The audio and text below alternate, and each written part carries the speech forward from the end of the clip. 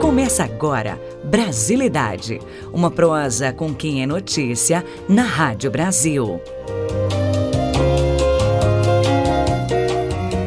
Em especial para a Rádio Brasil Campinas, hoje estamos chegando para mais um bate-papo muito interessante, sempre buscando falar dos assuntos que interessam aqui à nossa comunidade. E hoje é um privilégio, é uma honra estar aqui ao lado de um dos caras que ajudaram a construir a trajetória da minha infância e de tanta gente pelo país, pelo mundo afora. Jesus Seda, ele que é artista plástico, cenógrafo, maquiador, ator, diretor de arte, um cara que tá aí, vai fazer 49 anos, né, no teatro, 42 deles dedicados aí à criação dos bonecos. É história pra caramba. Jesus Seda, é uma honra conversar com você. Seja bem-vindo à Rádio Brasil. Oba! Muito obrigado à Rádio Brasil, muito obrigado, Kevin, pelo convite. E eu gosto demais de conversar com as pessoas, porque como eu sou backstage, eu sempre trabalho atrás do palco e atrás dos estúdios, né? Então pouca gente conhece a cara. Não significa muita coisa, não, minha cara. Interessa o que eu faço com as mãos. No fundo, eu sempre digo isso, sabe? Inclusive, eu tô meio sujo assim. Eu digo, quando eu estou com as mãos limpas, é porque eu estou desempregado. Mas é que hoje eu lavei para vir aqui. Eu estava no estúdio trabalhando, montando umas coisas aí. Mas é que um grande prazer estar aqui, tá? É isso, para quem está acompanhando aqui a nossa entrevista pelo YouTube, pelas mídias sociais, consegue ver aqui o Jesus em imagens e daqui a pouquinho também 2 dos seus filhos, né? Pois é, eles não ficaram, a creche estava fechada, porque tem um feriado ainda, né, na quinta-feira, então a creche estava fechada, não sei porquê, então eu tive que trazer 2 filhos para aqui, sabe? Eles são meio ranzinzas, mas vocês vão ver o porquê. A gente vai contar daqui a pouquinho. Jesus Seda, que tem aí mais de 10 mil criações ao longo aí de mais de 4 décadas trabalhando na criação desses bonecos. Eu preciso falar aqui, os mais especiais para mim são, claro, as criações do Castelo Rá-Tim-Bum, que foram aí as que marcaram a trajetória do Jesus até aqui. E por que não lembrar também do Jacarejão? Do Terra Pois é, né? Pouca gente lembra, né? Foi esquecido. Outro dia eu estava conversando com os amigos essa semana, não sei o quê, uns meninos com quem eu estou trabalhando da Unicamp, né? Estão fazendo o TCC. Então eu falei, vamos lá, vamos desenvolver umas coisas, aquele negócio todo. E eu falei para eles, né? O TCC na base de 22 anos, aquela coisa toda, né? Eu falei, vocês lembram do Jacarejão da Terra da Gente? Então, o Jacarejão era meu. Não brinca! E não sei o quê. Então é interessante isso, porque a nova geração, quando eu vou dar algumas palestras, conversar com algumas coisas, sabe? Eu não posso falar de Jô Soares, não posso falar de Gugu, eu não posso falar de Washington Oliveira, porque eles não têm memória disso, tá? Certo? Então, mas tem coisas novas. Então, por exemplo, o meu Instagram não é uma coisa que eu coloco para bater papo. Não, é catálogo, porque no fundo é. É um catálogo para as pessoas, quando as pessoas querem saber, escuta, o que você que não me conhece, né? Porque ninguém é obrigado a me conhecer ninguém, tá? Mas, preciso de uma tal coisa, você faz. Eu falo, entra no Instagram que lá você tem um catálogo de várias coisas, várias técnicas, porque eu gosto muito de boneco, a mecânica no boneco. Piscar olhos, sabe? Mexer coisas. É muito interessante isso, tá? Porque eu adoro, eu gosto de mecânica, eu gosto de ferramenta, eu sou homem de oficina. Pois é, e com isso você construiu aí a memória de muita gente, de muitos de nós hoje que lembramos com muito carinho do seu trabalho. Ô Jesus, queria começar aqui o nosso bate-papo resgatando o início, né? De onde você veio, você é daqui de Campinas mesmo, como é que foi o seu início de trajetória no teatro, que é tão importante, né? Isso, eu sou campineiro, eu nasci em 55, né? Então estou fazendo 69 anos esse ano. Tá. Então, não, eu fiz 69, vou fazer 70, né? Então, desse daí, praticamente 2/3 da minha vida eu trabalhei com arte. Mas a arte, ela veio na esteira de coisas que eu sabia e gostava de fazer. Eu dou workshops, eu converso com pessoas, sabe? Alguns amigos vêm, não, e como é que a gente faz para fazer curso com você? Eu falo, ao contrário, eu estou precisando de um assistente para um trabalho. A diária é tanto. Topa? Nossa, não acredito. Falei, agora vem. Então as pessoas têm que aprender fazendo. Tá? E eu sou muito correto isso, eu acho muito interessante, sabe? Quem merece, quem tem que ter, sabe? Ele tem que receber pelo trabalho que faz, óbvio. Então, como eu ajudava muito meu pai era homem que consertava tudo em casa, né? Então eu aprendi a lidar com ferramentas assim, sem problema. Então, com os 10 anos, eu conhecia todas as ferramentas, procedimentos, aquela coisa toda. E foi indo e, de repente, tá, eu encontrei o teatro pela frente. Eu fazia muita coisa em casa, eu fazia os meus próprios brinquedos, porque a gente não tinha condições técnicas e financeiras, sabe? Porque eu sou o caçula de 7. De uma família mineira que batalhou muito, aquela coisa toda, né? Todos os meus irmãos são maravilhosos. Então, o que acontece? Acontece que você tem que se virar dos 30, não tem como. Tá? Então, é muito importante. Eu sou de Campinas, certo? Mas depois a família foi para São Paulo e etc e tal. Tá? Exatamente porque meus pais queriam que os meus irmãos tivessem a liberdade total de uma cidade grande, porque estavam na fase de escola, faculdades e etc e tal. Tá? E então eu fui moleque para São Paulo, aquela coisa, eu cresci em São Paulo, fiquei a década de 60 inteirinha, lá por 72 mais ou menos, eu retornei para Campinas, aí passou, desenvolveu, aí que eu fui descobrir realmente o teatro, tá? Nessa fase de 70, não sei o que tudo mais, amigos e grupos, não sei o que, um dia um pessoal falou, escuta, tá abrindo um lance de teatro amador aqui. Tá? Teatro amador, aquele negócio. Falei, ai, que legal, puxa vida, eu não tenho a menor noção do que é isso, mas que legal, porque é comunicação. Tá? É comunicação. Então, eu era tímido demais, eu não sabe, uma série de coisas assim, mas eu tinha um desejo desesperado de fazer coisas, construir. Então, o legal foi isso. Com esse, em 76, tá? A gente começou no Teatro Castro Mendes em 76, num festival de teatro amador, que de repente eu conheci o cerne do teatro em Campinas, porque muito dos jurados, não sei o quê, eu tinha, por exemplo, Edgar Riso, né? Sim. O diretor, professor maravilhoso Edgar Riso, jornalista, sabe, que negócio todo, entende? Amadeu Tille, eles eram do grupo, que de repente eles viram aquele doido no palco assim, sabe? E no bate-papo depois, aquela coisa toda, eles falaram, cara, você tem chão. Só que você precisa aprender, sabe? Porque você está à vontade lá. A pessoa que está à vontade no palco, a pessoa que está à vontade com ferramenta, a pessoa que está à vontade com aquele assunto, nossa, eu quero estimular, porque é aí que ele precisa de apoio. Então, eles me apoiaram demais, tanto é que o Edgar me chamou para participar do TESPES, que é uma escola de dramaturgia aqui em Campinas, que hoje ela está ao lado do Teatro Castro Mendes. O Robson Luto, que se formou comigo, era do TESP, se formou comigo no conservatório, e ele hoje é o proprietário e o diretor. Tanto é que a gente está desenvolvendo alguns trabalhos novos que já a gente fala, tá? Do Teatro TESPES. Entende? Que tem um teatrinho muito bonitinho lá dentro. Fala. Agora, com essa veia artística toda, você tem artistas na família? Como é que é isso? Olha, eu tenho meio velados, assim, sabe? Meu irmão, eu com 7, 8 anos em São Paulo, tudo mais, meu irmão, ele fazia McKinsey, né? Porque ele é advogado, aquela coisa toda. Ele desenhava muito, sabe? Ele desenhava, ele ouvia. Eu aprendi a ouvir música clássica. Aos 10 anos eu conhecia todos os grandes compositores, porque eu ficava sentado ouvindo, porque ele ouvia de tudo. Clássicos, aquela coisa toda, gravava e coisas assim, entende? Pintava, desenhava muito bem, e poemas e etc e tal. Então, é muito importante. E ele não, mas ele fazia isso por hobby, aquela coisa toda. Tá? Mas até hoje eu tenho quadros dele, sabe? Eu tenho um carinho muito grande por esse meu irmão, que é o Edson Seda. Vocês já ouviram falar de Edson Seda? Edson Seda, ele é o criador da ECA, né? Estatuto da Criança e do Adolescente. Tá? Ele é um dos grandes criadores desse estatuto que mudou toda a história do menor no Brasil, né? Da criança no Brasil. Então, sabe essa influência gostosa? Depois as minhas irmãs, faculdade, escola, sempre me apoiavam. E Jesus, eu preciso, como eu sabia trabalhar com materiais, Jesus, tem um trabalho de escola para entregar amanhã, como é que faz? Aí o negócio estava pronto. Ficava tudo torto assim, porque eu não conhecia. A gente, na década de 60, a gente não tinha grampeador, não tinha nada. A gente tinha cola tenaz e papel que a gente fazia e montava as coisas. E aquilo lá, porque na verdade a pessoa que tem, sabe, se você tem alguém, conhece alguém que desenvolva, que tenha talento para arte, qualquer arte, pintura de pano de prato, bordado que já não existe mais, né? Minha mãe era costureira, eu aprendi a cortar, certo? A desenvolver coisas com a minha vinda, minha mãe trabalhar. Então, estimula, por favor, tá? Porque as pessoas estão muito digitais e o digital não faz a vida. O que faz a vida, certo? O que faz a vida é você pegar, fazer e realizar. É muito importante isso, tá? Principalmente para o jovem de hoje, que ele está meio assim, meio doido, sabe? Principalmente o jovem urbano, tá? Que ele fica olhando para baixo e apertando o polegar só, precisa tomar cuidado com isso. Aí depois o que aconteceu? Só para finalizar essa loucura toda, tá?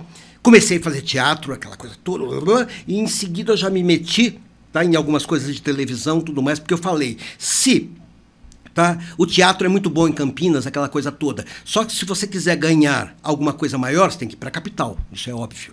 E Campinas, estava começando a TV Campinas em Campinas, aqui, né? No começo da década de 80. Tá? TV Campinas, certo? Tinha TV Princesa, aquela coisa toda. Era uma coisa pequenininha. E eu botei na cabeça o seguinte, se você quiser fazer alguma coisa maior, tá? Maior, uma coisa mais ampla, não sei o que, você tem que desenvolver alguma coisa para televisão, mas correndo atrás de São Paulo. Eu te mandei um link do Bombril, aquela coisa toda, que eu trabalhei com o Washington Oliveto. Eu conheci o Washington Oliveto, assim, naquela loucura, naquele trabalho que eu fiz em 84 e 85. Aí foi um boom tão legal que eu já estava trabalhando com a Célia Helena em São Paulo, a querida Célia Helena, né, que até hoje tem a escola dela lá na Barão de Guape, lá na Liberdade, né? Quem é a Lígia Cortez, é a filha dela que está tocando.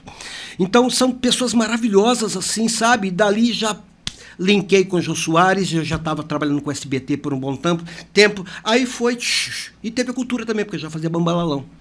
Você lembra qual foi a sua primeira criação dos bonecos? De bonecos, sim, eu lembro. Eu comecei a fazer uns trabalhos, porque eu fazia alguns comerciais com um amigo que carregava a gente para televisão, porque o sonho era botar a cara na televisão, né? Só que eu não gosto de falar, eu era mímico. Não, eu me formei e fui fazer mímica, né? Mas uma vocação que está ali junto. Não, tá. A mímica é básica. Todo mundo faz mímica, não percebe, mas todo mundo faz mímica o tempo todo. Mímica é movimento, né? Certo? Agora, o seguinte... repete outra vez a pergunta. Qual que tinha sido o seu primeiro boneco? Então, o que aconteceu? E com essa coisa de conhecer estúdios, muita coisa no Paraná e tudo mais, sabe? E como eu falava muito de boneco e eu tinha um talento, as pessoas começaram a me pedir bonecos, mas lá no Paraná. Cascavel, Curitiba, ali em Santa Catarina, aquele pedaço todo. De repente eu comecei a fazer boneco, sabe? As pessoas me telefonavam e falavam, escuta, final de semana você pode vir gravar um negócio assim? Eu te mando um desenho, vinha pelo correio. Eu te mando uma foto do que eu quero, aquele negócio todo, fazia, e eu já te mando a passagem. Então a foto chegava terça-feira, eu fazia terça-feira de madrugada, eu tinha que estar às 8 horas da manhã em Congonhas para pegar o avião no dia seguinte e ir para Curitiba em algum lugar. Aquele negócio, fazia o boneco, pegava o avião às 6 horas da tarde e voltava para Campinas. Olha que loucura! Aí ficava todo mundo assim, que loucura, que doideira! Porque ninguém trabalhava com boneco, ninguém fazia boneco, tá? Com a espuma, mas só o resultado da espuma, porque as pessoas forravam ou então esculpiam a espuma. Eu não, eu pegava uma manta de espuma, né? Porque ela vem 2 centímetros, 3 centímetros. Eu pegava essa manta, fazia assim, ó, passava cola e montava um boneco e todo mundo gostava. E de repente eu brincava muito com isso. E uma jornalista, uma vez eu fiz uma brincadeira com isso aqui, e uma jornalista olhava para mim e falou: Jesus, você está falando que isso aí é uma bobagem, sabe? Você me chamou para ver isso. Isso é muito sério, presta atenção nisso. Tá? Isso foi no começo dos anos 80. Aí eu me profissionalizei, eu falei, realmente não tem louco nenhum que faça isso. Aí em seguida, eu fui convidado a entrar no Bambalalão, e o Bambalalão estavam precisando fazer um upgrade de bonecos, porque a Memélia de Carvalho, aquela, né, o João Balão, aquele negócio todo, ela é a nossa rainha dos bonecos até hoje, tá? Beijo, Memélia. Tá, te amo. E o seguinte, mas só queriam fazer um upgrade porque estava chegando muita gente, sabe? Chiquinho Brandão, que era o grande, que era o professor Parapopó, sabe? O Acaiabe, que já faleceu, contava histórias, assim por diante. Então, de repente, eu me vi lá desenvolvendo, porque como eu desenvolvia bonecos, eu fazia boneco rápido, eu gosto de fazer um boneco simples, tá? E bonecos que você encaixa a mão na boca, que a gente chama de Muppet. Lembra um pouquinho o Muppet, que você encaixa a mão na boca, tá bom? Porque boneco assim é fantoche. Geralmente a professora usa, cabecinha, as mãozinhas, né? Certo. Tem o marionete, que é boneco de fio e etc e tal. Então a gente fazia o Muppet, e isso daí para criança era muito importante. E o Bambalalão não tinha desenho animado, tinha um boneco, uma história, um boneco, uma brincadeira, um boneco e uma música, um boneco. Então metade do programa era boneco. Então quando a gente entrou, começou a jogar bonecos novos, daí saiu Fernando Gomes, que é o Júlio do Cocoricó, que agora ele é o diretor do Cocoricó, certo? No Castelo Rá-Tim-Bum ele fez o Gato, porque ele estava com pouquíssimo tempo, então ele fez o Gato, de vez em quando ele gravava. Entendeu como é o negócio? O Álvaro, que fazia com a gente, ele fazia a Celeste e o Godofredo, o assistente do mal, sabe? Agora, tem muito... Você cuida, é claro, da criação estética, mas quando você desenvolve toda a aparência do fantoche, você também está desenvolvendo a personalidade. Então, sim. Pode dizer que... Vamos mostrar. Já. Meia personalidade, porque quem desenvolve mesmo é o operador. Eu não manipulo. Sabe, eu não manipulo porque nem dá tempo. Porque aí, quando você vai manipular alguma coisa, você fica preso por 1 mês, 2 meses, Castelo foi 1 ano. Entendeu? Então, essa coisa toda. Eu gosto de backstage, eu gosto na oficina, porque sempre tem que consertar, tem que deixar em ordem, aquela coisa toda. Olha, de tudo isso aí foi um acidente. É um grande acidente, tá? Quando você constrói alguma coisa para arte, porque você propõe, certo? E a vida dispõe. A vida aceita aquilo lá, de repente as pessoas, sabe, mas tem. Eu só fui ver o impacto do Castelo Rá-Tim-Bum porque foi em 94 que ele foi lançado. Terminou em 95. Só mais ou menos em 98, 99. Porque eu chegava em alguns lugares assim, as pessoas falaram: caramba, que loucura, é fantástico. Eu fiz, quando eu estava em São Paulo, né, eu voltei para cá, para Campinas, em 2000. Quando eu estava em São Paulo, não sei o que tudo mais, em 90, no final da década de 90, nós fizemos aproximadamente uns 15 TCCs. Todas as faculdades vinham atrás para desenvolver, eles queriam bater papo a respeito, né? Jovens. E é legal que eu estou falando, que era essa fase que eu estava trabalhando com o Jô Soares, estava trabalhando com Gugu, Liberato, Praça da Alegria, Silvio Santos, sabe? Um dos melhores patrões que eu tive até hoje foi o Silvio Santos.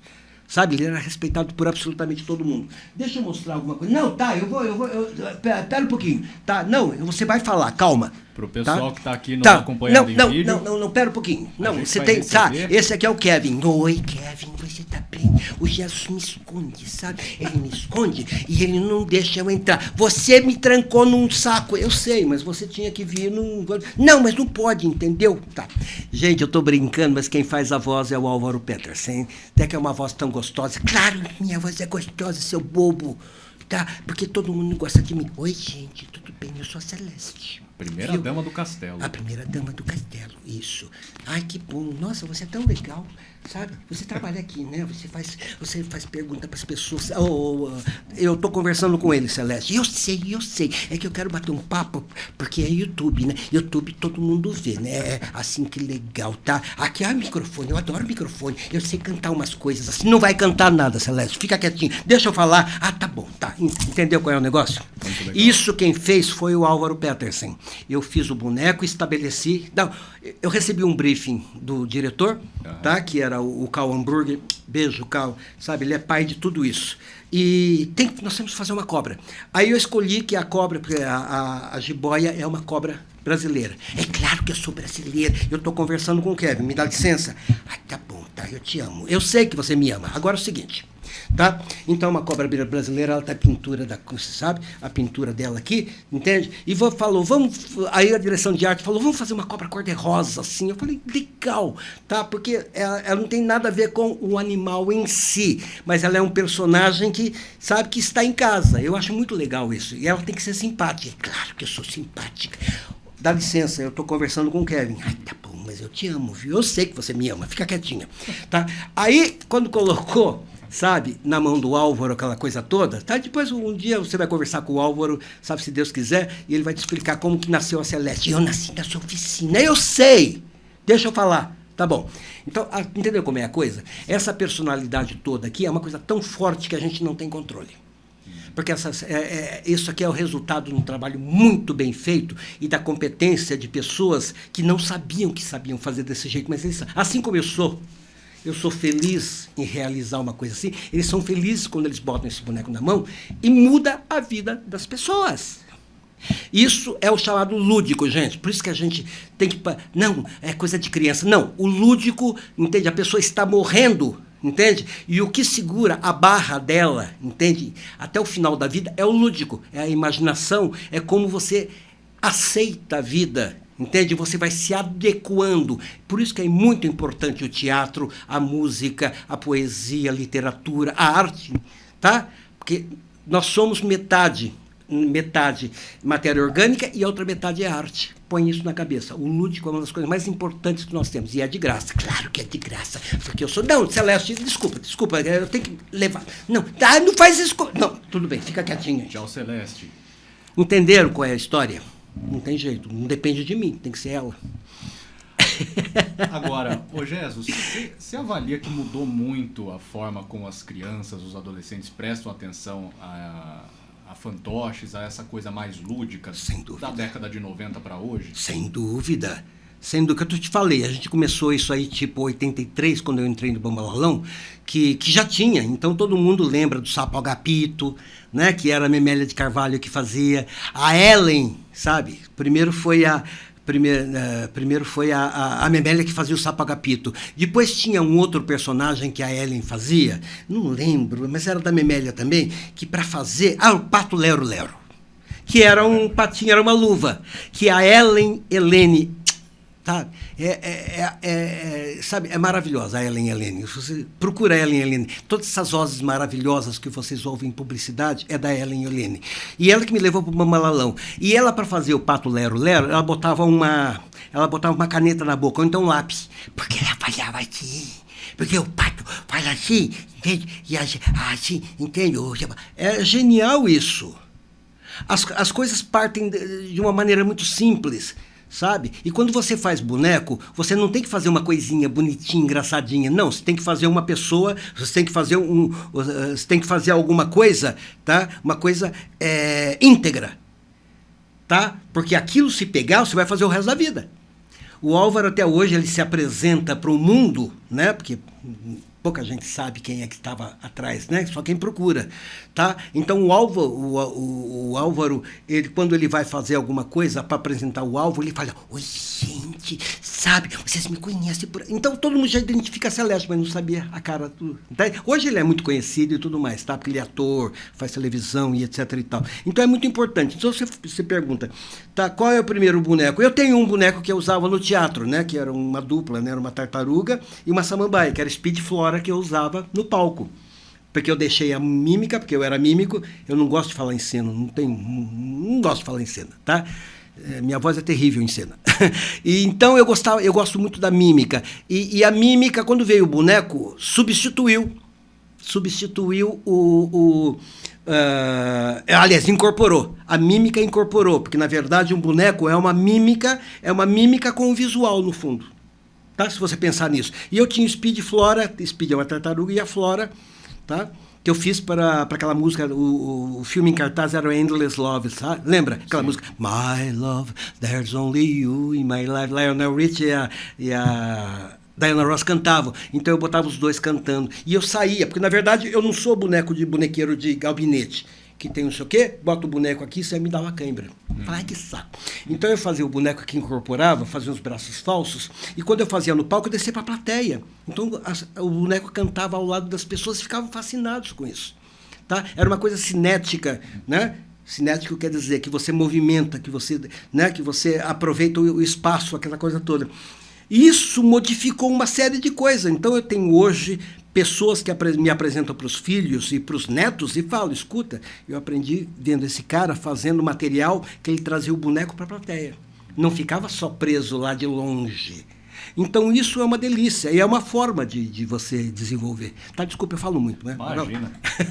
E você sabe que, falando sobre essa questão do movimento dos bonecos, hoje você tem muito aquele fascínio das pessoas, por exemplo, pela peça do Rei Leão, que é super famosa na Broadway, né? Isso. E eu acho que aqui no Brasil, de forma muito pioneira, pelo seu trabalho e também por de tantas pessoas envolvidas na produção desse tipo de material, a gente colocou isso... A gente já tinha isso antes, muito antes a gente tinha isso. Quem fez o designer todo era a Julie Taymor, que era a diretora, a primeira diretora do Rei Leão, e ela era artista plástica. Então ela criou aquela coisa toda, né? Ela fazia na argila e tirava aquela fibra de vidro, aquelas coisas todas. Em Campinas, aqui tem muito balé, né? Rei Leão eu já fiz mais de 10. Isso aí eu faço com um material muito leve, porque bailarinos e bailarinas não gostam de nada pesado no corpo. Então é tudo muito leve. sabe? 10 vezes mais leve, isso eu posso dizer com propriedade, que é o que é usado no Rei Leão oficial. Porque o deles é de fibra de vidro, o meu é um material extremamente leve, sabe? O deles é mais ou menos 1 quilo, o meu é 100 gramas, um Mufasa, que é desse tamanho.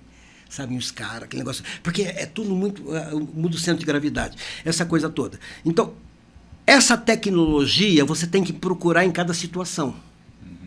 Quando você, um cliente, sabe, ele precisa entender como o produto dele vai estar, tudo mais. Então eu falo, dá uma olhadinha lá no meu Instagram, mas vamos conversar. Qual é o briefing que você precisa? Um boneco muito assim. Aí eu vou dando dicas. As pessoas se preocupam muito com o preço, tá? Entende? Para teatro, eu sempre converso com as pessoas, eu falo, ao contrário, em vez de você me perguntar quanto, me diz o que você tem. Se você não tiver, a gente dá o jeito, não tem problema, a gente sempre dá o jeito. Mas quando é uma mídia grande e tudo mais, existe um orçamento que você pode. Então, as pessoas gastam 3, 5 mil reais num celular, tá? Não estou dizendo mal do celular, não é nada disso. Mas um boneco que tipo Louro José, tipo Xaropinho, tipo Celeste, Tempos, isso aqui, mas, sabe? Eu queria igualzinho, mas não tem dinheiro para tal. Tem, sabe? Conversa, tá? Se você não puder pagar agora, entende? Você paga em quantas vezes você quiser. 10 vezes. Não, pode? Claro que pode. Vamos desenvolver. Eu me apaixono. Eu digo que eu não podia ser carrasco, porque eu me apaixonaria pela vítima, jamais a mataria. É a mesma coisa do boneco. Eu me apaixono pelo projeto, entende? Porque eu falo, nossa, eu quero fazer daquele jeito, não sei o quê. Então eu convenço a pessoa a fazer para poder realizar, principalmente mecanismo, piscar olho, mexer não sei o quê. Sabe, uma vez um amigo me pediu para fazer um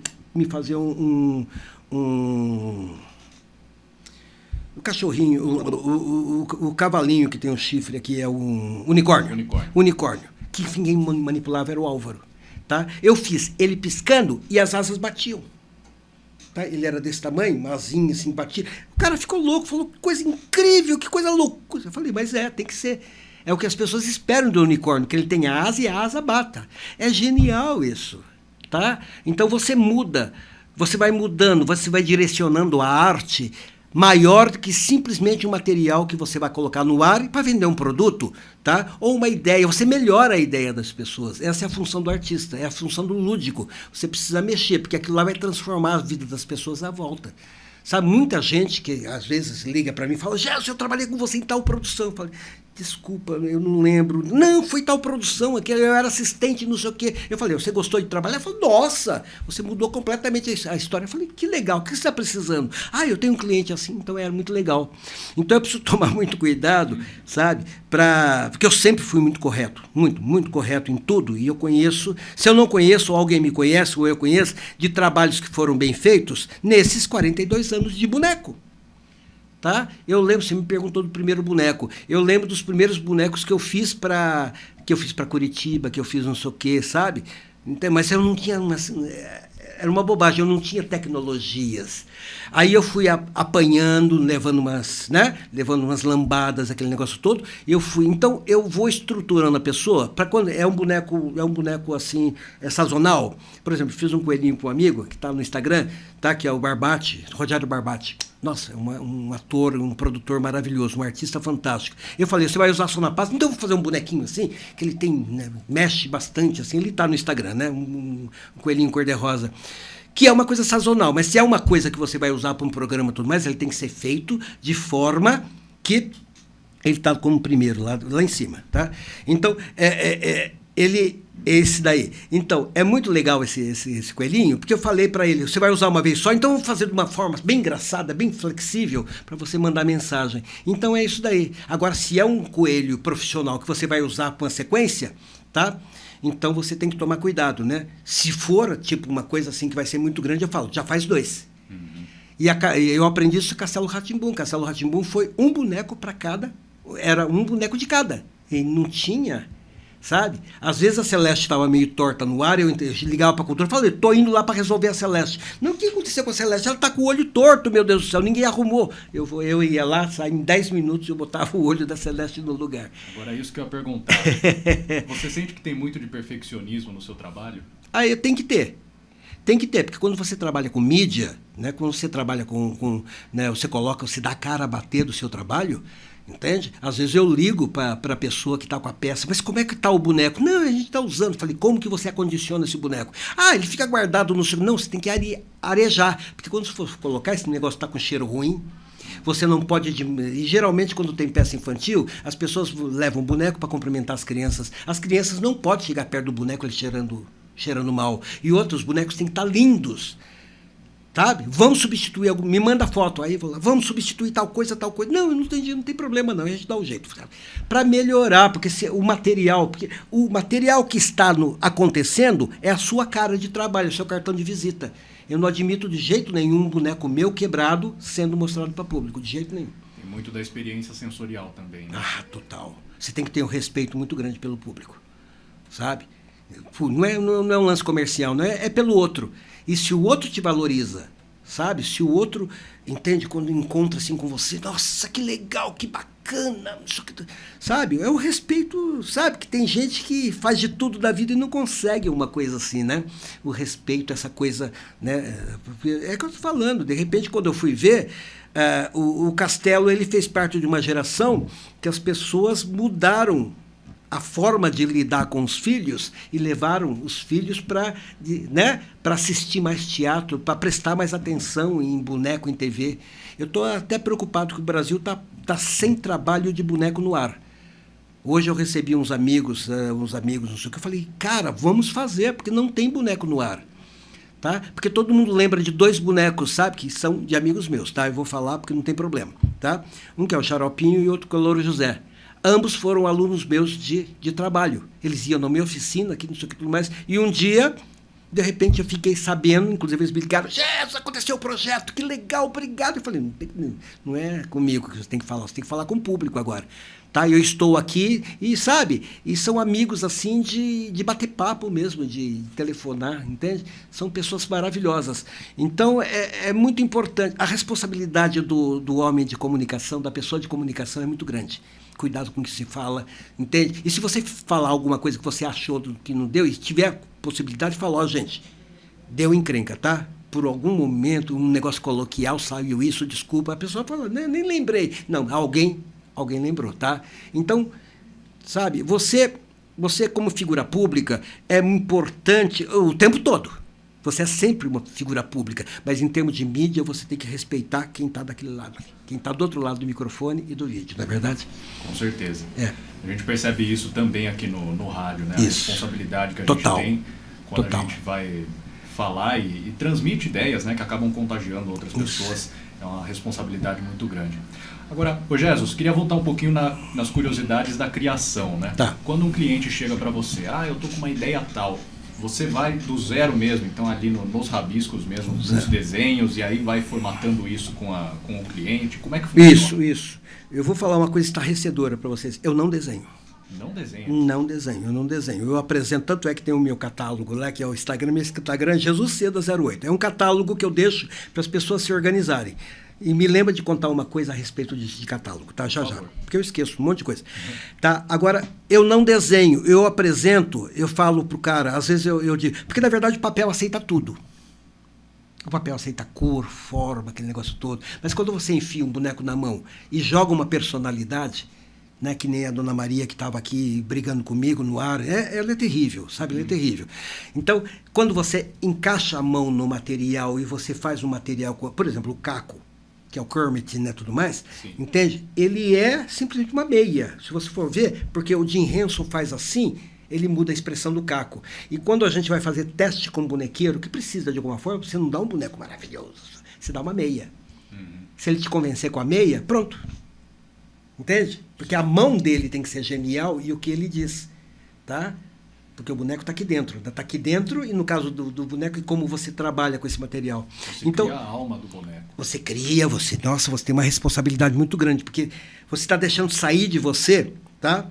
Você está deixando de sair de você um anjo ou um capeta. Você precisa tomar cuidado com isso, porque nós temos nessa dialética, né? Então precisa saber muito. Eu não sei lidar com a coisa do capeta, não sei se seja da piada, mas ele toma conta de mim.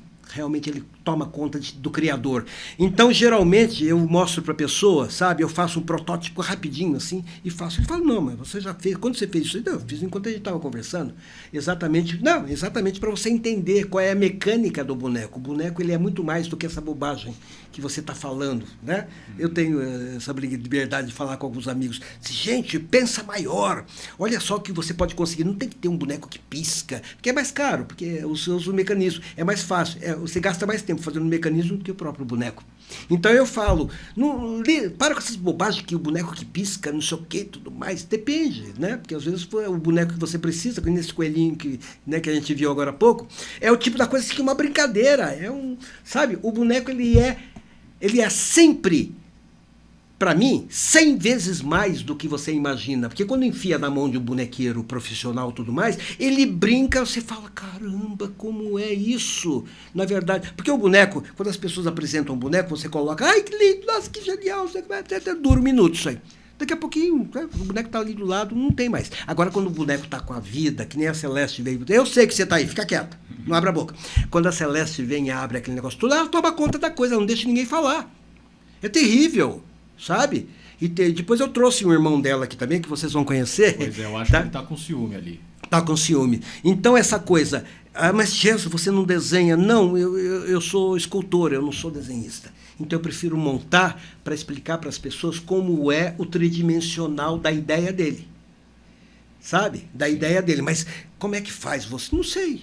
Eu sei fazer. Tem gente que faz os rafes. Eu era amigo do Paulo Caruso. Tá? Amigo, porque o ano passado ele faleceu, né? De dois gênios. Cartunista do... O Paulo Caruso e o Elifas Andreato. Tá? Sim. O Elifas Andreato, né? Você fazia todas as capas de disco da Elis, do Chico Buarque, Milton Nascimento, todos. Tá? E é um grande... a gente trabalhava muito com montagem de stands e tudo mais. Jesus, vem aqui que eu preciso de um louco para tridimensionalidade. Então a gente trabalhava muito assim. Ele era muito feliz, o Elifas. Tá? Então, o legal de tudo isso é que são pessoas assim que têm uma cabeça tão...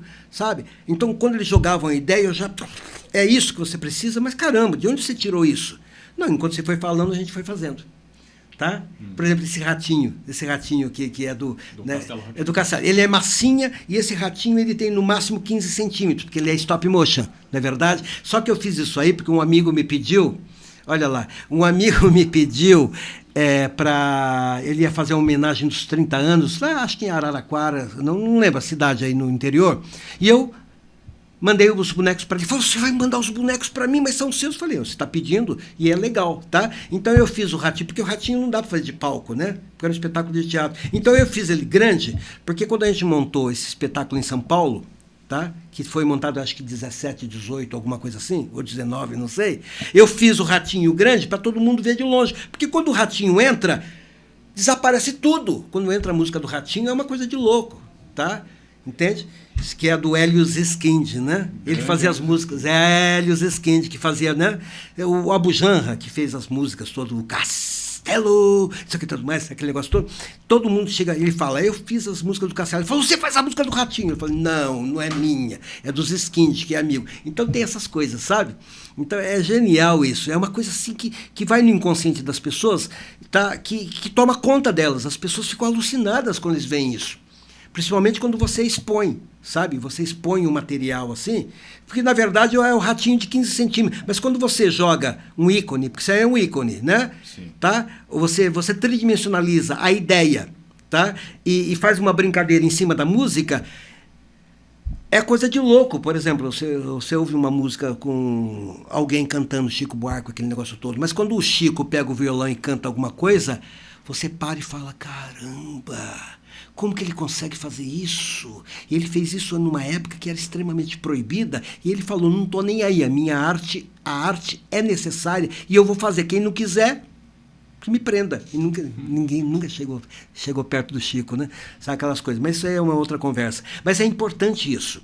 Tá? Quando se fala em música, você tem uns 10 que você joga na frente. Quando tem boneco, tem alguns 10 que você joga na frente. Ah, mas os Muppets, como é que foi a Vila Sésamo? O Vila Sésamo até hoje acontece nos Estados Unidos, porque virou uma fundação. Então tem os Muppets, que acontece de vez em quando, que grava, mas o Vila Sésamo está porque as pessoas pagam um anuário, qualquer coisa, para manter aquilo lá no ar. Sabia? Tem muitas coisas. As pessoas pagam. Eu fiz vários trabalhos nos Estados Unidos, a gente foi dar curso de boneco para americano. A gente foi daqui, da Cia Santa, a gente foi lá, um grupo, várias vezes a gente foi para lá, e eles ficam fascinados, porque a gente fazia os bonecos na frente deles, porque o americano não gosta de mostrar nada para ninguém, eles querem tudo para eles. Tá? Não estou falando mal dos americanos, não. Beijo para vocês. É que, na verdade, tudo é marca, tudo é aquele negócio todo. E a gente construía, às vezes, na frente dos alunos, assim, os professores de arte ficavam alucinados. Sabe? Nossa, que loucura! E é uma coisa tão simples, eu falava. É simples, a arte é simples. Não, você precisa de atitude, sabe? Então é muito legal isso aí. Mas vamos lá. Agora, eu tenho uma curiosidade, né? Pois não. Você começou a sua carreira na produção de bonecos ali no finalzinho da ditadura militar, né? Isso, 85 por aí, que eu terminou em 85, quando eu fiz o boneco do Bombril, né? Você chegou a sofrer um pouquinho com excesso de moralismo dessa época? Sofreu um pouquinho com as consequências? Alguma coisa em termos de censura com o teatro. Eu comecei a fazer teatro. Meu primeiro espetáculo, sabe, foi no Bosque, aqui no Teatrinho do Bosque, né? O Bosque é um pouquinho maior que essa cabine que a gente está. Porque ali era a Casa das Aves, eles se transformaram no Teatro Carlos Maia. Então, o que aconteceu? Naquela época eu tive que me apresentar uma peça infantil. Chamava o palhaço, que é um palhaço em cena, que fazia mímica, cantava, aquela coisa toda, né? É meu primeiro trabalho solo. E eu tive que fazer censura da peça. Olha que loucura. Vem o censor de São Paulo para me ver atuar. Sabe? E foi muito engraçado. Por quê? Porque eu apresentei aquele negócio todo, e como era mímica, a nossa referência de mímica era Marcel Marceau, né? Marcel Marceau. Jean-Louis Barrault, aquela coisa toda, mas o Marceau, ele que levou, né, que ele fazia, né, o Pippin, né, aquele palhaço dele, aquela figura maravilhosa. E ele tem uma cena que ele enfia uma espada, né, enfim, né, abre o peito e dá o coração para as pessoas, né, aquela coisa toda. Tá? A censora falou, não, você não pode fazer porque isso é muito violento para as crianças. Eu falei, tá bom, não vou fazer. É óbvio, que isso? Marcel Marceau já fazia isso aí há 30 anos antes. Ou seja, ela não tinha a menor noção do que ela estava falando. Saiu aquele negócio todo. Tem um bar por aqui, quero tomar um café. Foi aquele negócio todo. Depois eu continuei fazendo meu trabalho, que eles nunca ligaram, né? Que é uma cena clássica, né? Que ele pega uma espada, rasga o peito, tira o coração e entrega para o povo. É lindo, né? Tá? Então, sabe esse tipo de coisa? Mas eu pedi para você me lembrar uma outra coisa aqui, que era mesmo a respeito de construção, alguma coisa assim. Confesso que agora você me pegou no pulo, porque eu estou tão entretido aqui na conversa. Porque a gente fala tanto, né? A gente fala tanto, que na verdade, já eu lembro, é uma coisa muito importante em termos de estrutura, de contato com o cliente, como trabalhar com a ideia do cliente. Mas, ô Jesus, tudo isso para a gente dizer que liberdade para o criador de bonecos, para a arte em geral, é muito importante, né? Se você não tiver essa autonomia para poder criar e desenvolver o que vem da imaginação... Não, e as pessoas não têm nada. As pessoas se pegam no pagar conta, no que está no celular, se vão roubar meu celular, se não sei o quê, sabe? Ai, minha vida, ai, como é que tá? Eu estou envelhecendo. Gente, a vida é mais do que isso, sabe? Isso aí os poetas e os cantores, eles jogam na frente, né? Elis já falava, sabe? Aprendi muita coisa com o Jô envelhecendo ainda, ele fazendo toda aquela coisa linda. Chico, tem uma frase muito legal, porque o Chico já estava, né? Já estava com 80 e poucos, 90 anos, aquela coisa toda, ele já estava bem, tá? Repórter, acho que no Fantástico alguma coisa, né? Conversando, fazendo uma última entrevista com ele. Não era para fazer a última, ela estava fazendo a entrevista, ele morreu acho que 6 meses depois, né? O que aconteceu? A jornalista perguntou para ele, Chico, me fala desse momento. Você que é um homem de criação, você é um homem... Vocês podem até ver depois no YouTube, não sei se são essas palavras, mas mais ou menos o que ela perguntou.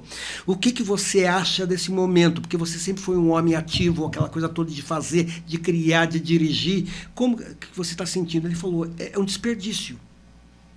Porque hoje eu sei tudo. Hoje eu sei de tudo, entende? Que se precisa para fazer, tá? E eu não posso mais fazer e eu estou indo embora. Então, isso aí me marcou demais. Então, não deixe que a coisa chegue no último momento. Mete o cotovelo, vai lá e faz. Para com isso que quando eu tiver a oportunidade, eu vou trabalhar com arte, eu vou fazer aquela música, eu vou fazer aquela pintura, eu vou esculpir não sei o quê, eu vou brincar, vou fazer um palhaço, sabe? Vou fazer um louco, eu vou fazer um negócio no farol, qualquer coisa. Vai lá e faz, gente. Sabe? A arte é atitude. Sem a atitude não é arte, é simplesmente um negocinho que você fez para ganhar um dinheirinho. Tá? Não é assim. O dinheiro vem, não se preocupa, de alguma forma o dinheiro vem, porque para ser urbano, se você não tiver dinheiro, você não fica aqui. Não é verdade? Total. Você se vira dos 30. Então o legal é fazer aquilo que você ama, sabe? Eu não mudaria uma vírgula do que, tá? Eu lembrei o que eu vou falar. Eu estava falando do Instagram, que é meu catálogo, aquela coisa toda. No final dos anos 90, nós não tínhamos essa internet, essa coisa maravilhosa. Ninguém tinha. Quem tinha celular só que tinha muito. O celular era muito caro. Tudo era muito difícil. Tá? Que foi o início dessa coisa de... Tá? Quando a Telesp foi vendida, aquele negócio todo, tá? De repente entraram novas empresas e tudo mais. Tá? Era 3G. O celular, né, era 3G, 98 por aí, né, certo? Então, era uma loucura, tá? Você conseguia, no máximo, mandar um texto, e olhe lá, era muito, sabe? Você só atendia o seu celular e, de repente, quando começou a mandar o texto, você fala, nossa, que legal, eu posso mandar texto, falar com as pessoas, né? Eu ia para entrevistas, tá? Porque hoje não vai, hoje você faz tudo por aqui. Pelo aparelhinho doido aí, tá? Mas eu ia para entrevista, atravessava São Paulo, não sei, eu ando muito bem em São Paulo, eu me criei em São Paulo, eu fui para São Paulo no começo de 70, tá? Subi aquele negócio todo, depois, aí minha vida mudou, aquele negócio todo, família, etc e tal, eu voltei para me profissionalizar, certo? Porque eu já trabalhava tanto com São Paulo, que eu ia e voltava todo dia. De repente falou, por que você não muda para cá? Aí mudamos para cá e depois eu fiquei mais uns 8 anos em São Paulo. Tá? 8 anos? Não, fiquei mais 10 anos, porque eu só voltei para cá em 2000.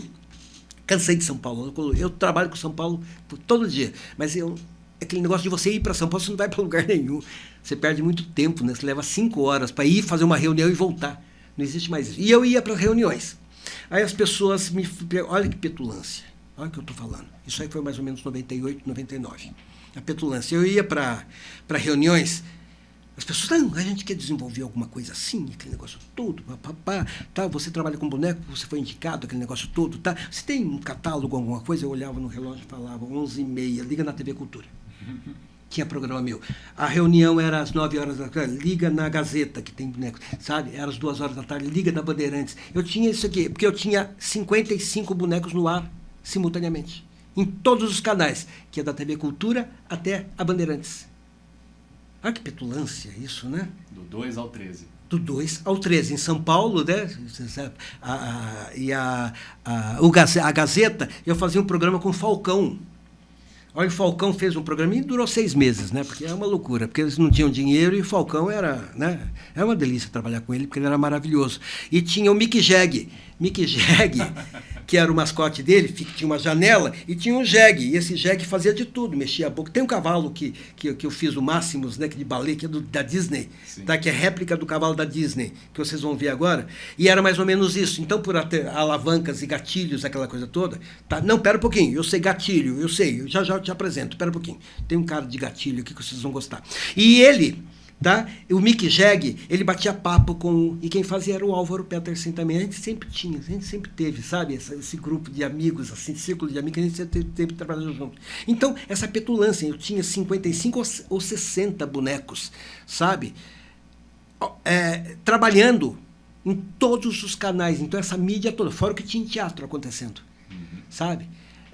É uma loucura. Não é um charme você ter uma coisa assim, né? Por isso que eu falo que, não, Jesus, 10 mil bonecos. Não, sabe, eu faço uma média de 3 bonecos por semana. Para alguém eu faço. Tá? Uma média de 3 bonecos. Quando eu acabei de terminar um espetáculo da Luna, que está rodando, Luna da internet, aquela menininha, né? Bonitinha, aquela coisa, uma produção muito gostosa. Tá? E o que acontece? Nós fizemos um espetáculo onde tem 2 elefantes, tá? 5 girafas, tem golfinhos, tem baleia, tem peixes, tem um monte de coisa. Tá? Então é muito importante isso, sabe? O teatro está sempre, eu sempre trabalhei com teatro. O teatro, nossa, eu tenho um treco assim na cabeça. Quando a gente fez, a Célia Helena me chamou uma vez, eu estava começando a me mudar para São Paulo, estava indo para São Paulo. A Célia Helena me ligou e falou, Jesus, quem me indicou para você foi o Elifas Andreato. Tá? Porque o Elifas Andreato, ele fez o cenário do Som Brasil, lembra que tinha o Som Brasil? Era gravado no Teatro da Célia. Lima Duarte fez, né? Aquele negócio todo, tá? Então, no Teatro da Célia Helena, que é um teatro lindinho, que fica na Liberdade, tá? Tinha o cenário, a casinha do caboclo lá, né? Que o Lima Duarte sentava. Então, usando aquele cenário todo lá, ela ia fazer Pedro Lobo. Eu quero fazer Pedro Lobo. Então vamos fazer. Nossa, eu falei, que legal, eu adoro fazer bicho. Ela falou, mas dá pra gente botar uma árvore assim? Porque não tem, né? Só tem o caboclo do Elifas, que inclusive ele falou que a gente pode usar a hora que quiser, tá? Eu falei, vamos fazer o seguinte, vamos transformar o teatro inteiro numa floresta, que é a Floresta do Lobo. Então a gente transformou, eu fiz árvores que falavam, que mexiam o olho. Eu era completamente doido, sabe? Isso aí foi feito em 2 semanas. E fizemos assim, tá? Porque o teatro dela é um teatro de arena, semi-arena, bonitinho, é um teatro escola. Sim. Tá?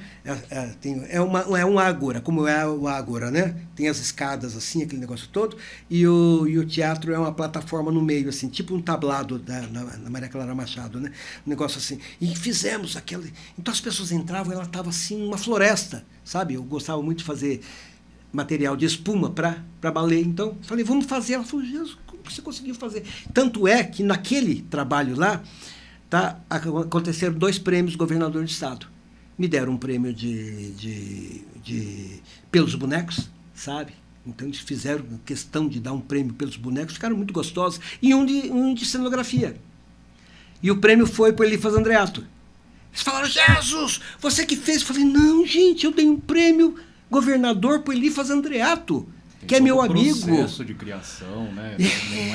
Não, que o Elifas Andreato é o papa do coisa gráfico, né? Do desenho gráfico. E eu sou um Zezinho que está chegando e de repente, sabe? Falei, não, mas não pode, você tem que receber o prêmio. Eu falei, não, o Elifas é meu amigo, não se preocupa não.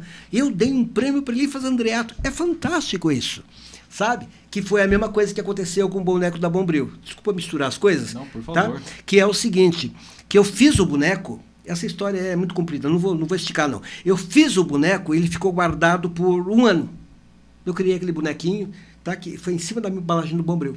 Até que ela tem 20 por 20 por 20. Ele é um cubo, de certa forma.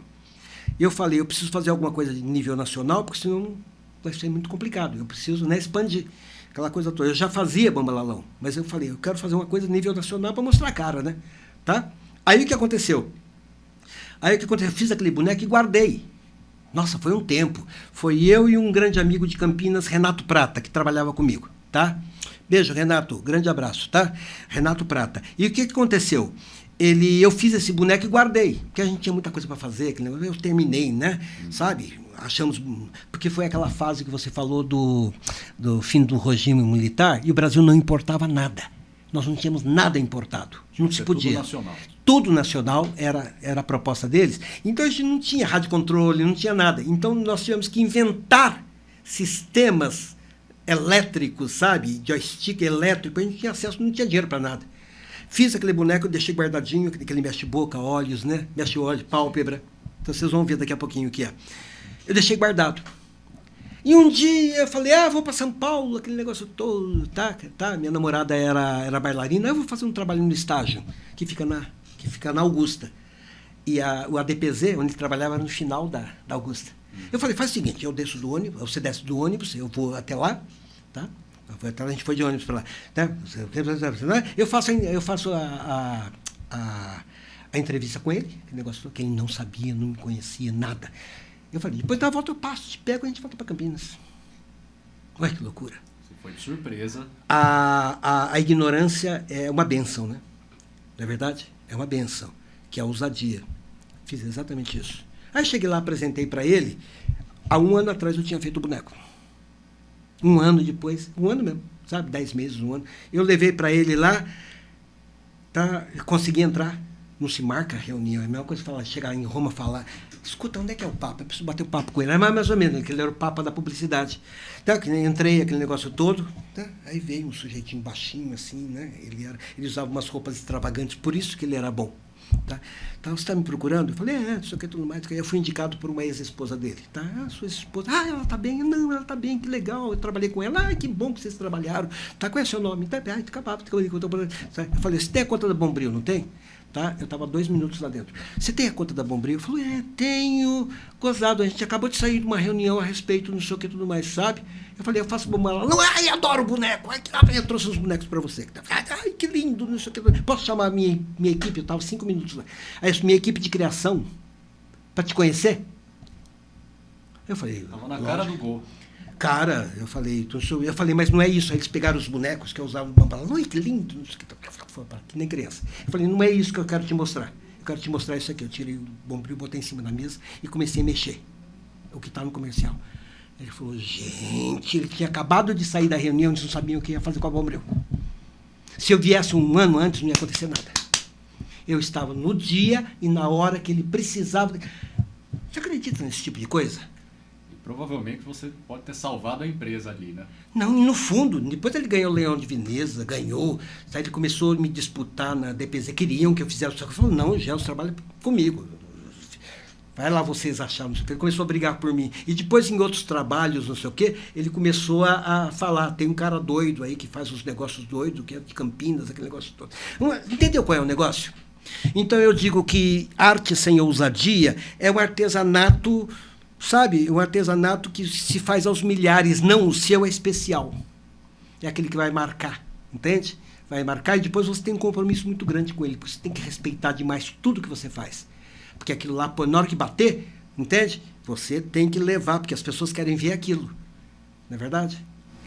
Quero aproveitar esse caso do bonequinho da Bombril, tá, pra gente falar também de um outro bonequinho que pra mim é muito famoso, que é o da Duracell, né? A Duracell, então. Você viu só que legal isso? Eu sempre tive curiosidade de saber se ali era o bonequinho, eu não sei como fazer a manipulação pra ele aparecer, se mexendo no comercial, super legal, ou se tinha uma parte que era computação gráfica, alguma coisa do tipo. Não, eu trabalhei nessa daí, que foi o seguinte, deixa eu contar. O boneco propriamente dito, aquilo que a gente vê aqui, aquele negócio todo, é americano, é de lá, tá? Que é um boneco engenho automático que eles usaram, e efeitos especial para cinema não tem problema. O que aconteceu com o boneco da Duracell, eu estava em São Paulo, a gente estava fazendo Ilha Rá-Tim-Bum, que foi em 2001, mais ou menos, estava fazendo Ilha Rá-Tim-Bum, que é o final da trilogia. Eu estava muito em São Paulo, aí uma agência, um cara de uma agência, que eu nem lembro quem, e nem quem é a agência. Porque hoje eu compro pilha Duracell e pago caro, porque ela é cara, né? Tá? Eu falo, poxa, eu devia ter tratado com os caras que eu ia ter uma coisa assim vitalícia, né, de pilha. Aí o que aconteceu? O cara falou, eu preciso fazer uma embalagem da Duracell, eu quero botar o coelhinho, mas o grande problema, quando a gente faz de pelúcia, fica aquela coisa pelúcia, aquele negócio todo, né? Dá para você fazer de uma forma que quando a gente diminuir a pelúcia vai ficar mais... Porque não tinha computação gráfica, não tinha desenho gráfico. Então tinha que ser o que tinha sido fotografado, que é esse que vocês estão vendo aí no vídeo, né? Eu falei, vamos fazer ele grande. Vamos fazer. Então eu fiz ele com 80 centímetros mais ou menos, que depois de fotografado e diminuído, porque não tinha ainda ajuste de computação. Então quando diminuíram, ficou desse tamanho, então não aparece. Então eu fiz uma pelúcia, mandei, aprovou aquela coisa toda, e eu fiz de um dia para o outro, porque eles tinham que gravar, fotografar 1 ou 2 dias depois. Sabe? E eu fiz aramado. Como eu fiz aramado, ele podia botar na posição que ele quisesse. Eu falei, só não vou escrever. Não, falou, depois a gente faz uma composição fotográfica da Duracell, não tem problema. Só faz na cor tudo. Então eu já fiz. Então essa que eu te mandei a foto aqui, foi quando foi lançado logo em seguida. Tá? Foi lançado. Hoje não, hoje ela tem todo um trato, né? Que acho que nem é mais aquilo lá. Entende? Mas a proposta partiu desse coelhinho que eu tinha feito na 2002, que foi a do Penta, né? Sim. Foi a Copa do Penta. Do Ronaldinho, não foi? Que tem, exatamente. A Copa do Ronaldinho. A Copa do Ronaldinho. Então, eu acho muito legal isso aí de colocar. As pessoas falam, não, mas o coelhinho... E foi muito engraçado que na semana seguinte eu entrei no supermercado, tinha os displays, quase que eu roubei. Quase que eu fui falar com o gerente, eu quero um desse! O meu coelho desse tamanho aqui no coisa da Duracell. Eu falei, cara, que legal, bicho. Então, quando você muda as coisas à volta das pessoas, que as pessoas param e falam, nossa, que legal isso, né? De vez em quando eu vou brincar, eu vou numa loja enorme que tem aí, que vende, né? Papelaria, aquele negócio todo, né? Famosa, aquele negócio todo, tá? Eu brinco eu fico batendo papo com a caixa, né? E do lado do caixa tem, né? Eu falo, você acredita que esse bonequinho aqui é meu? Ah, tá. Um velhinho bobo falando isso aí, né? Não, é meu, tá? É meu. Se você puder, por sacanagem eu faço isso. Se você puder, escreve Jesus Seda 08, entra no meu Instagram e vai embora, né? Imagina só a cabeça das pessoas depois. Ainda já teve várias pessoas que eu brincando aquele negócio todo, entra lá. Depois entrava em contato comigo e falava, cara, você é tudo isso? Por que você me falou na hora? Eu falei.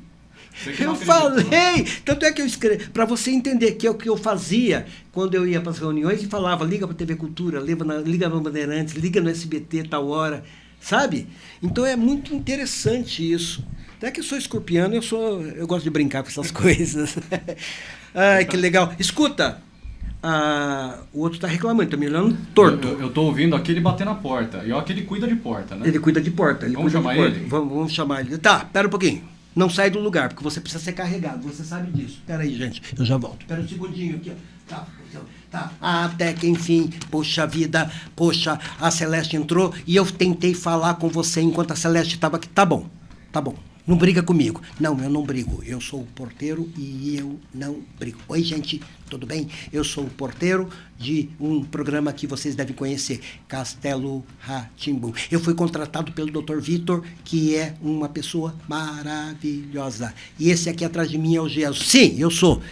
Tá, lembra o dia que eu construí você? Que eu construí você em 2 dias, lembra? Que o Cal pediu para eu fazer um boneco de lata. Mas eu falei, de lata não funciona, então eu vou fazer de plástico imitando lata. Exatamente, ele me fez de plástico e eu deveria ser de lata. Mas fica quieto porque você já é famoso.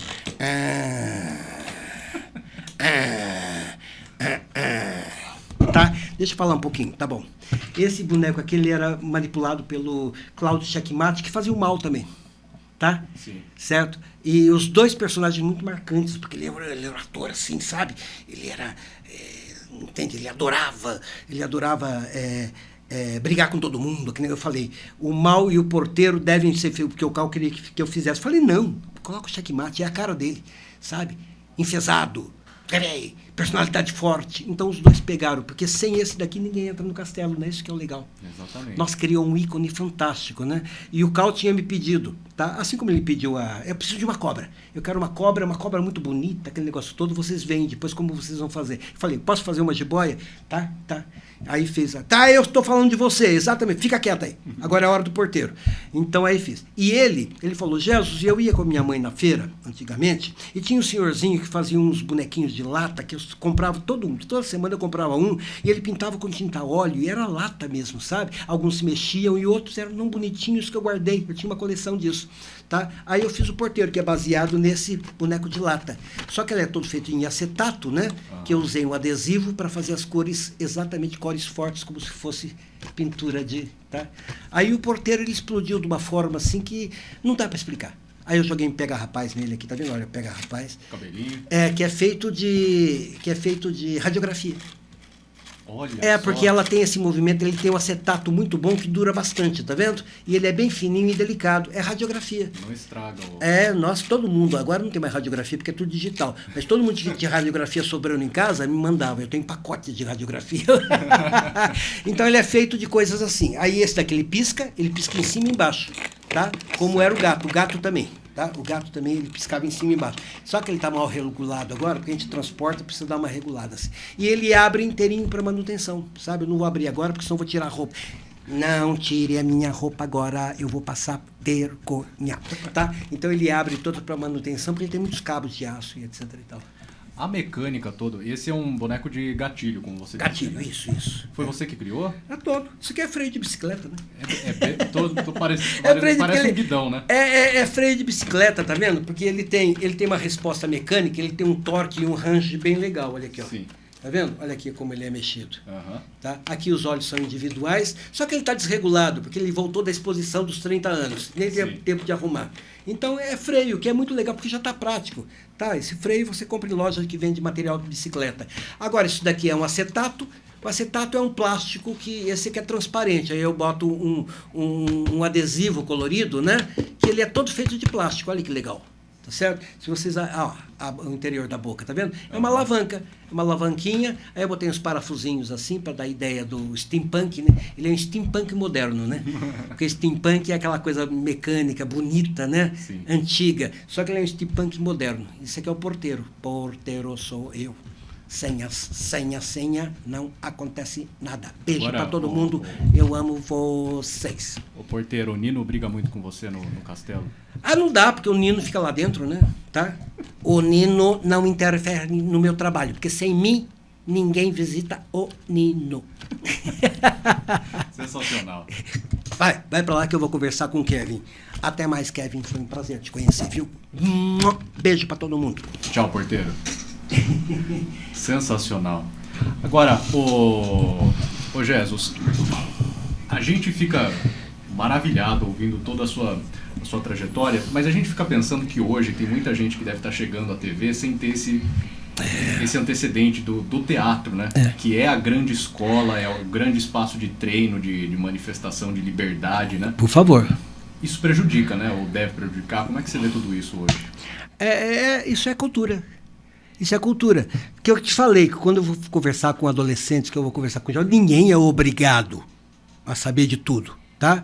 Mas é uma questão de falta de atenção, porque hoje, por exemplo, a gente está conversando a respeito do Boneco do Bombril, você entra lá. No Instagram entra Bombril, quem quiser acessar, é Bombril Robozinho, tá? Porque eles usaram o barulhinho do Star Wars 3CPO, né?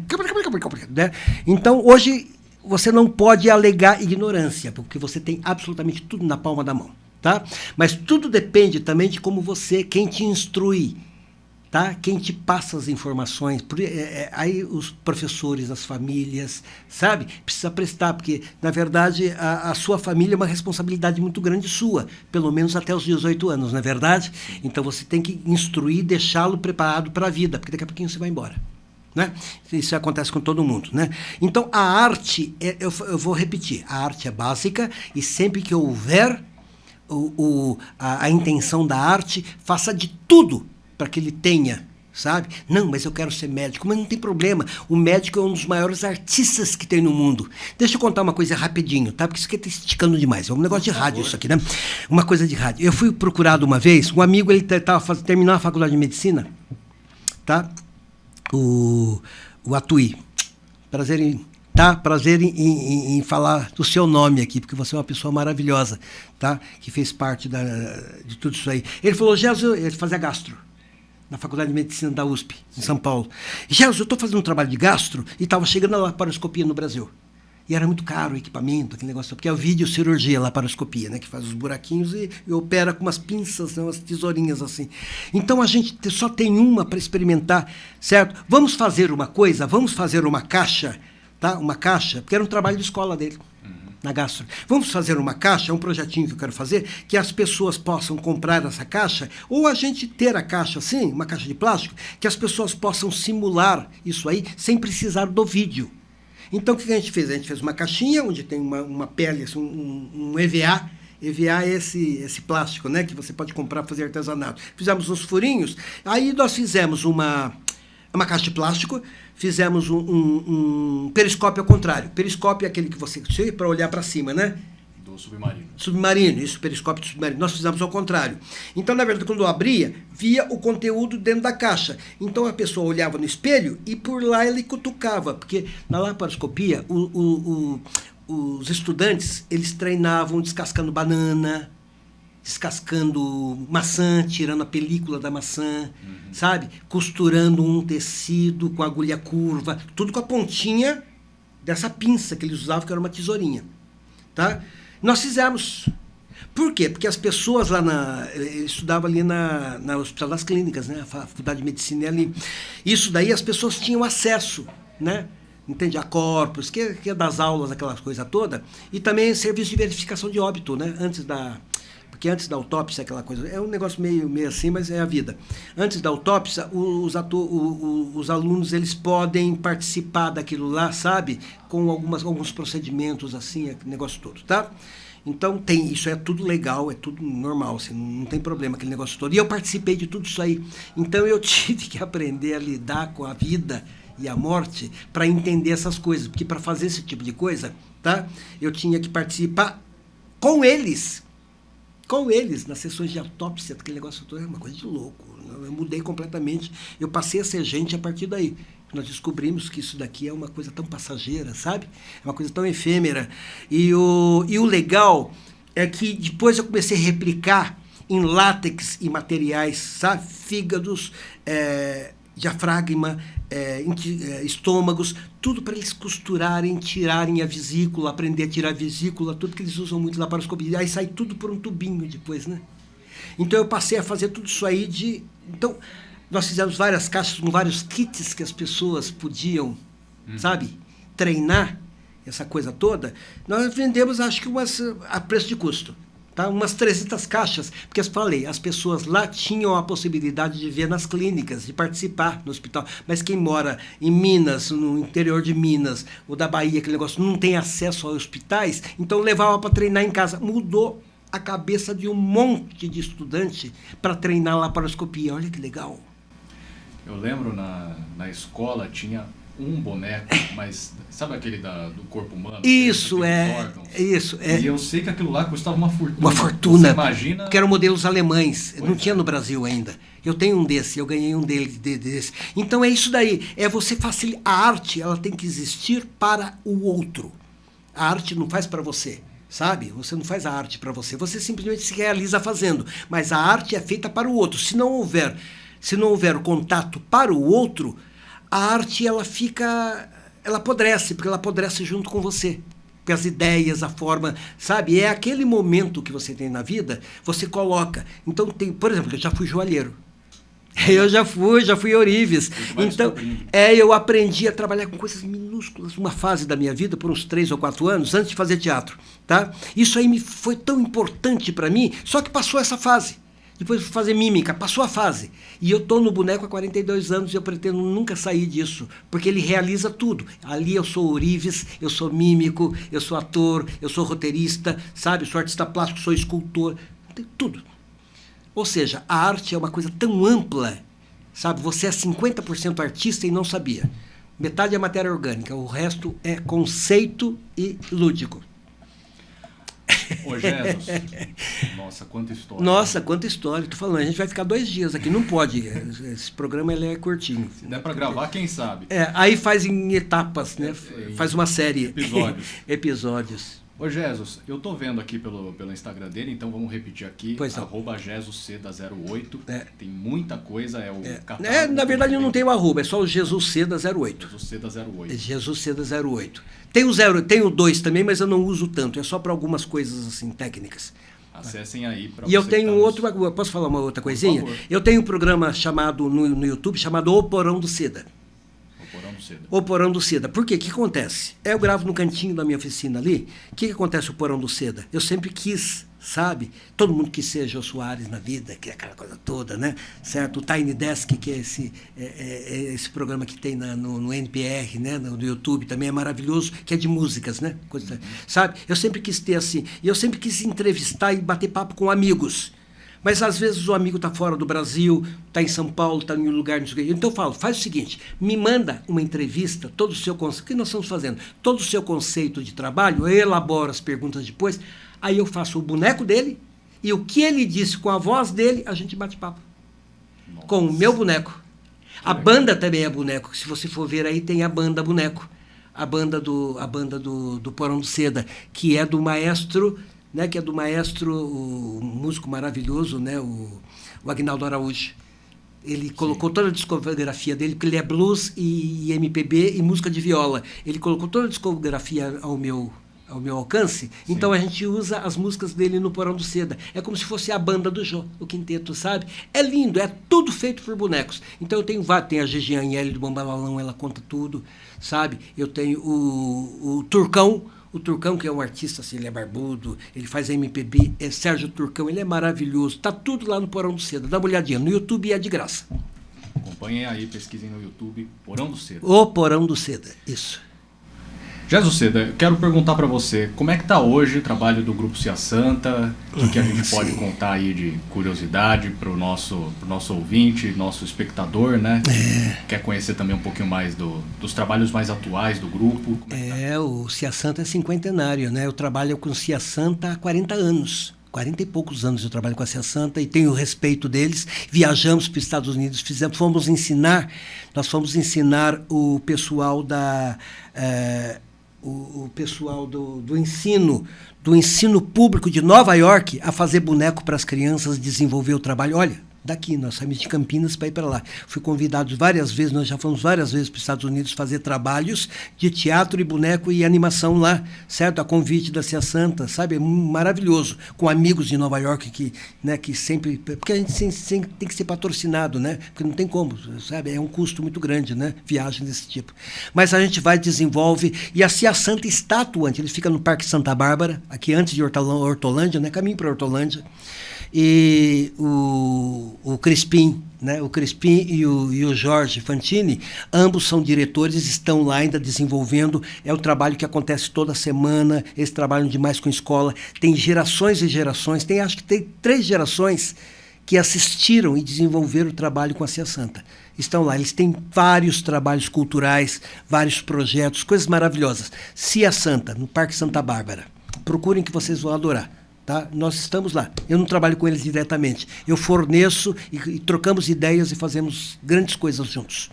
Uma parceria bem sucedida. Parceria, maravilhoso, maravilhoso. Adoro aquela gente. Ô Jesus, não posso deixar de perguntar também, eu vi aqui algumas maquetes no seu Instagram. Isso, né? Adoro fazer maquete. Porque eu sou 3D, eu não desenho, eu não tenho pretensão nenhuma de desenhar. Sabe, eu faço círculos, retas, aquela coisa toda. Mas eu gosto de... Sabe, as pessoas precisam ver, né? Eles precisam ver a coisa construída. E a maquete essa maquete que está aí é do filme A Fuga de Kairós. Sabe? Sim. Que é um filme campineiro que foi feito há 2 ou 3 anos. Assim que terminou a pandemia, né, foi feito A Fuga de Kairós, procura, no MIS... Né, ele estreou no MIS, a coisa de uns 2, 3 anos, e eu fiz essa maquete, que é a maquete, eu não lembro o nome da igreja, mas é uma igreja que tem ali em Joaquim Egídio, porque muitas cenas acontecem nas escadarias da escada.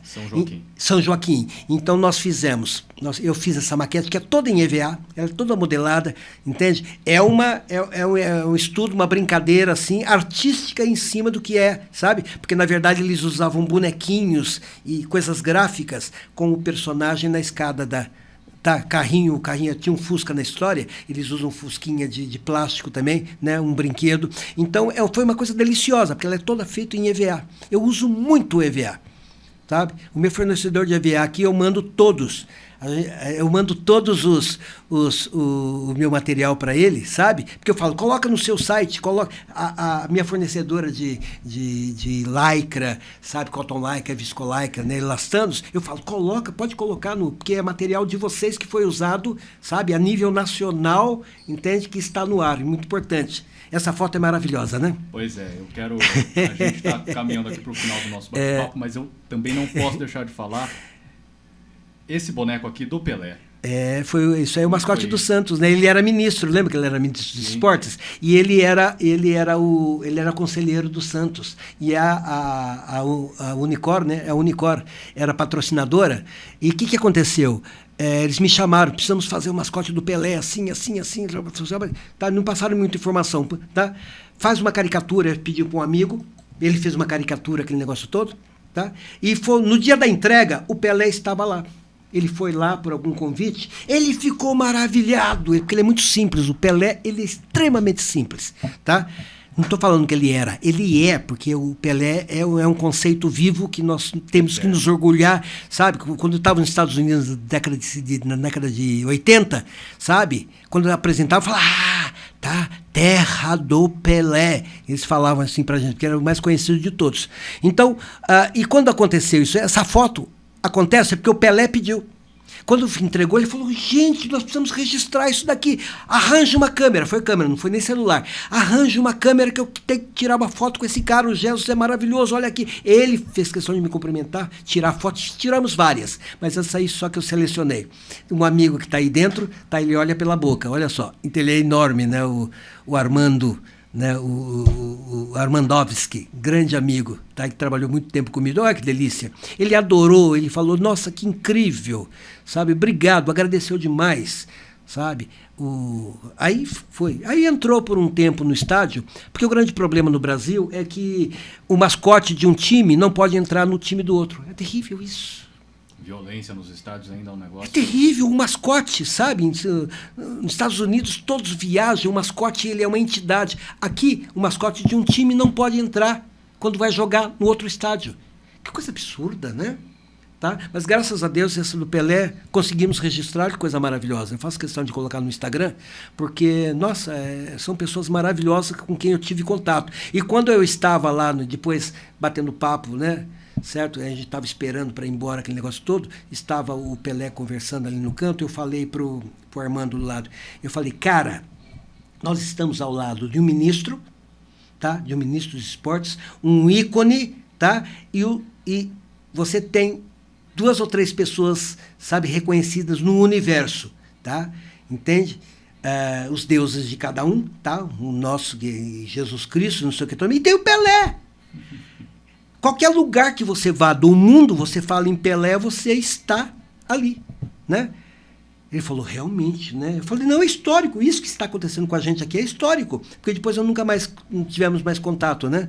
Certo? Porque ele estava muito fora do Brasil, essa coisa toda, mas foi o último contato que eu tive quando entregou o boneco para o cliente. Mas foi uma coisa fantástica. Nossa, causou na época, foi um fuzuê, assim. Mas não era tão grande, porque isso aí foi mais ou menos 97, 98, por aí. E a mídia não era tão explícita hoje em dia como é na web, né? Ele é uma sumidade, né? Não, ele é, e é uma delicadeza, ele é extremamente educado, ele tem um respeito que não precisava, mas ele tem. Ele fez questão de cumprimentar todo mundo, agradeceu a produção, agradeceu o boneco que está, ele não precisava fazer isso aí. Sabe? Incrível, incrível mesmo. Depois autografou, tá? Porque eu tinha levado os desenhos, ele autografou, eu tenho em casa, em algum lugar lá, tá? Então, obrigado, Jesus, pelo não sei o que, tudo mais, e assinou, tá? Com carinho, Pelé.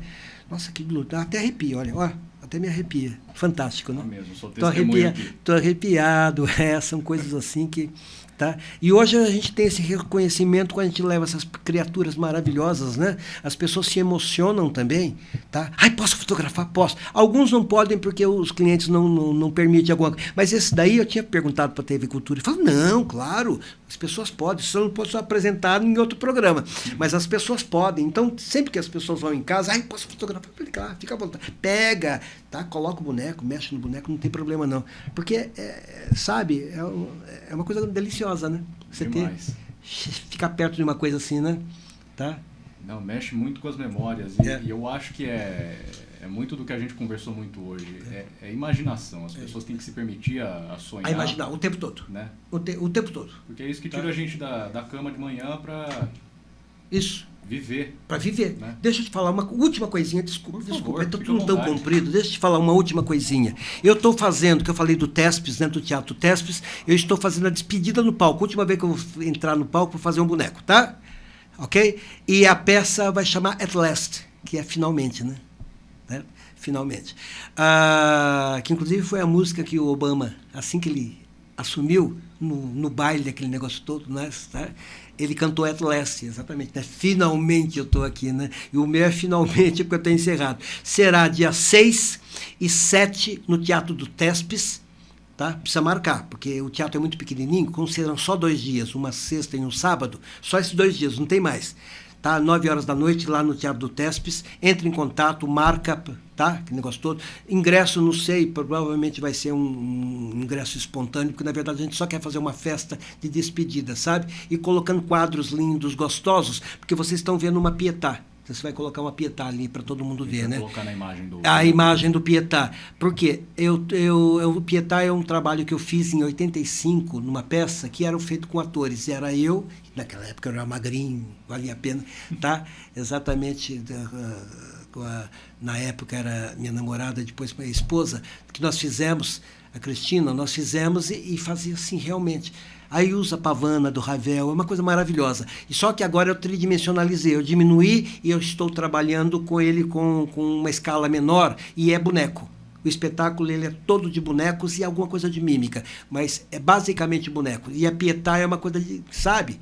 Eu tive que, uma questão de sensibilidade, de alcance e tudo mais, eu tive que robotizar algumas coisas, sabe? Porque não dava em termos de alcance colocar algumas coisas em termos de movimento. Não, é uma coisa impressionante. Não, eu sou alucinado por isso.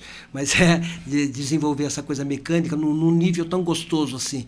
E é uma coisa extremamente prazerosa, vocês vão adorar. At Last, logo já está numa mídia aí, tá bom? Lá no Teatro Tespes, que fica ao lado do teatro do Teatro Castro Mendes, tá? Para quem está nos acompanhando aqui na versão em vídeo, a gente vai colocar também Isso. a tarde aqui com as Tá informações. bom. Aí a gente coloca o serviço todo, né? Com certeza. Jesus, quero encerrar o nosso bate-papo valiosíssimo, não sei nem como bom, mensurar, né? E agradecer pela gentileza eu que de agradeço. você vir aqui bater esse Mas papo desculpa com a falar gente. tanto. Imagina. E eu era mímico, hein? Imagina se eu fosse falar. Mas eu quero perguntar para você, o que é que te inspira na criação artística? Você lembrando, você quando era menino e até hoje, agora caminhando para os finalmente, né? O que é que te inspira na criação artística? É, na verdade, de fazer e ter coisas maravilhosas, sabe? Porque, como eu te falei, quando a gente era pequeno, né? Entende? Família humilde, aquele negócio todo. Eu tinha amigos que tinham Forte Apache, que tinha Autorama, na época, década de 60 e tudo mais. E eu fazia o meu Forte Apache. Eu fazia os meus carrinhos de Autorama. Eu construía e não sabia. Eu não sabia que eu sabia fazer aquilo. E isso me deu a vontade de acordar no dia seguinte. Entendeu? E quando as pessoas me pediam para fazer, para ajudar, essa coisa toda, eu falava, claro, vamos lá, porque isso aí me bota para frente. E hoje, cada projeto que eu recebo, eu fico elétrico, porque algumas coisas são óbvias. Faz daquele jeito, eu falo, vamos melhorar.